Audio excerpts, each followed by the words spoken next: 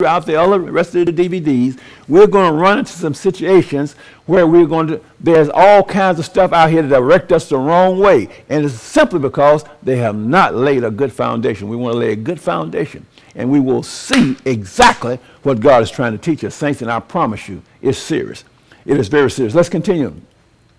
So Alexander, from 323 to 301 BC, we see that his empire changed hands. I mean, the fighting went back and forth for many years. And finally, in 301 BC, his empire was now divided between Cassander, Lysistrata, Seleucus, and Ptolemy.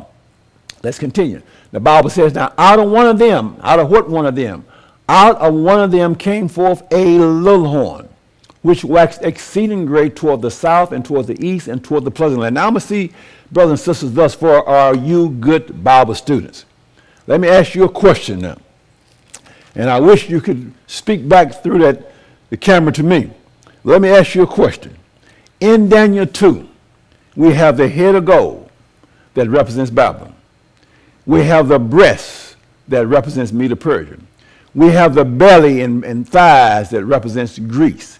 And we have the legs that represents Rome. And then we have the feet, part of iron, part of clay. It represents the divided kingdom.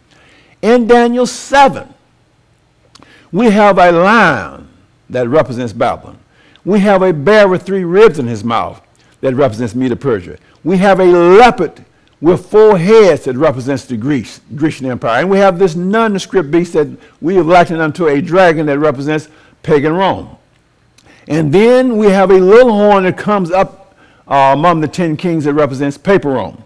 Now, the question to you is, in Daniel 8, it does not start with Babylon, because at this time, Babylon has passed off the scene, and it starts with Medo-Persia.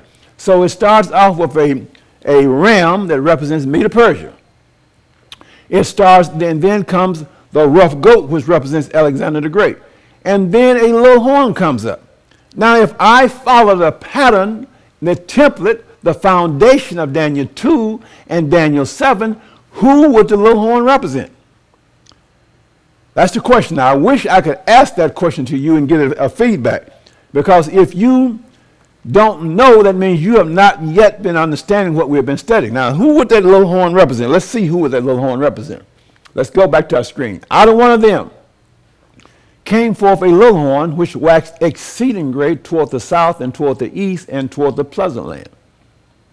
So here we see the little horn that comes out, and he waxes exceeding great toward the south, toward the east, and toward the pleasant land. Continue. When the Bible says,